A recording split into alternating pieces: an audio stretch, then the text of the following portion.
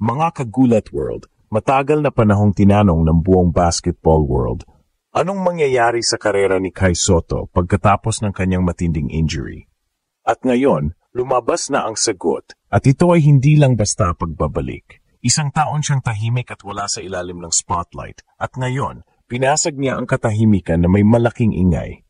Ang mga ulat mula sa Japan ay nagpapakita na si Kai ay hindi lang basta bumalik sa ensayo, siya ay bumalik na halimaw.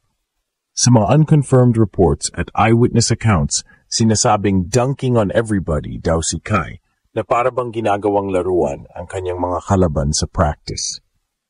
Ang dating tanong tungkol sa kanyang pisikal na lakas ay tila nasagot na ngayon sa pinaka-nakakagulat na paraan.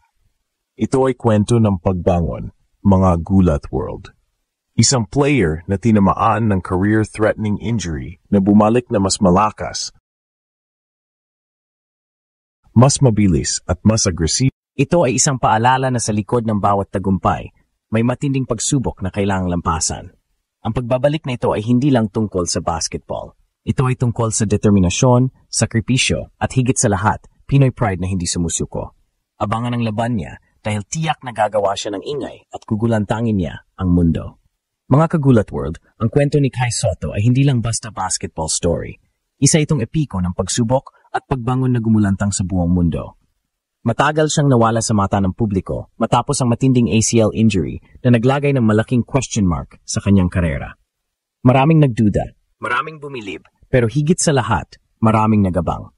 Ngayon, pinasag niya ang katahimikan at lumabas ang mga ulat mula sa kanyang ensayo na nagpapakita ng isang Kai Sotto na hindi lang basta nakabalik. Mas malakas siya kaysa dati, mas malaki, at higit sa lahat, mas determinado. Imagine this, matapos ang isang taon na rehab at pagpapagaling, pumapasok siya sa training camp ng Koshigaya Alphas na may bagong katawan. Sinasabing dunking on everybody daw siya sa ensayo na parang naglalaro lang. Hindi ito simpleng pagbabalik.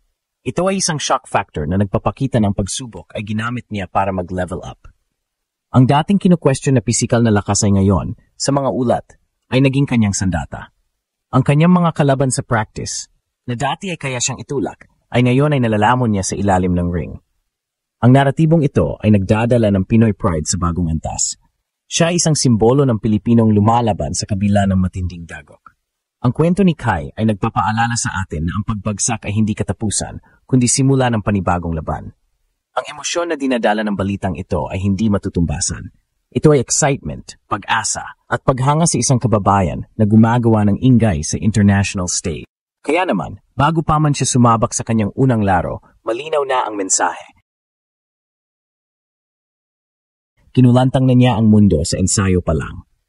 Abangan ang kanyang comeback dahil tiyak na magdadala ito ng mas malaking ingay sa actual na laban. Mga kagulat word, ang kwento ni Kai Sotto ay may isang malaking conflict. Ang pangarap niyang maging world-class player versus ang katotohanan ng isang matinding injury.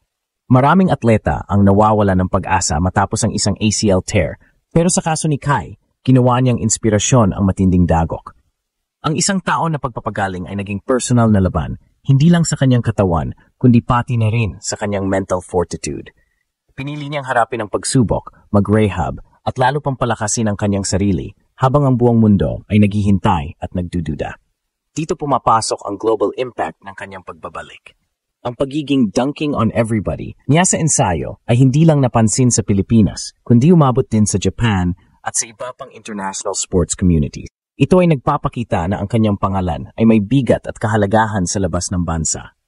Ang kanyang kwento ay nagiging inspirasyon hindi lang sa mga Pilipino, kundi pati na rin sa mga athletes sa buong mundo na nahaharap sa parehong hamon.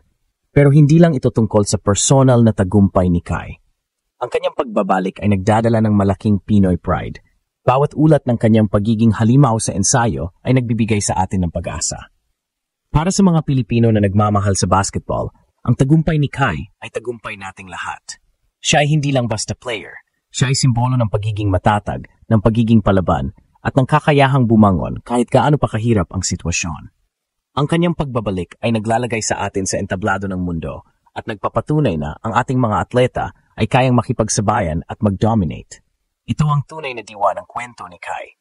Isang kwento na gumulantang sa lahat dahil sa matinding conflict at kamanghamanghang pagbangon. Mga kagulat world,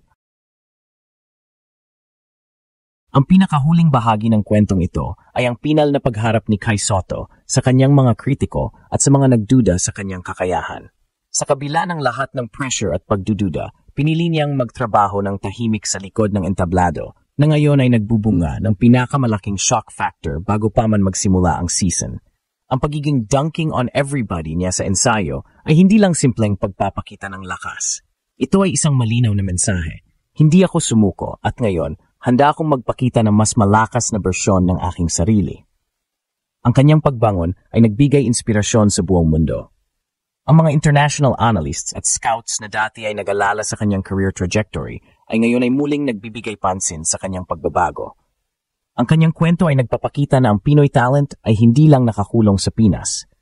Kaya nitong gumawa ng ingay, makipagsabayan at magpakita ng galing sa pinakamalaking entablado ng sport. Sa huli, ang buong kwento ni Kai Sotto ay isang testamento sa matinding kalooban at Pinoy pride. Ginamit niya ang adversity bilang motivation para maging mas matatag at ngayon, ipinapakita niya sa buong mundo na kaya niyang gawin ang imposible.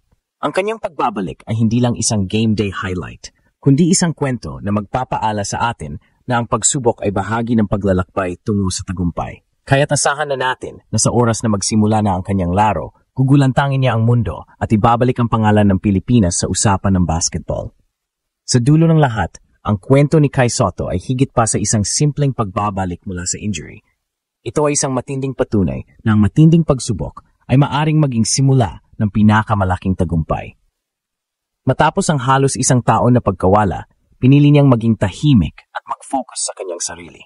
Habang ang buong mundo ay nagdududa, siya ay nagtatrabaho sa likod ng entablado na nagpapalakas ng kanyang katawan at nagpapatalas ng kanyang laro. At ngayon, lumabas siya na may bagong anyo na nagbigay ng shock factor sa lahat. Ang mga ulat na siya ay dunking on everybody sa ensayo ay hindi lamang nagpapakita ng kanyang physical recovery, kundi pati na rin ng kanyang mental toughness. Ito ay nagpapakita na ang kanyang pagiging halimaw ay hindi lang hype, kundi isang resulta ng matinding sakripisyo. Ang kanyang pagiging mas malakas ay nagbigay sa kanya ng kakayahang makipagkompetensya sa mas mataas na antas ng laro at magbigay ng mas malaking epekto sa kanyang team. Ang kwento ni Kai ay nagdudulot ng matinding Pinoy pride sa buong mundo.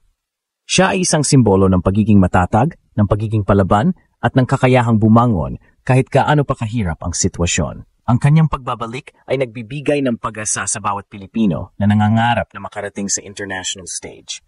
Ito ay isang kwento nagpapaalala sa atin na ang pagbagsak ay hindi katapusan, kundi simula ng panibagong laban. Kaya tabangan ang kanyang comeback dahil tiyak na gagawa siya ng ingay at gugulantangin niya ang mundo.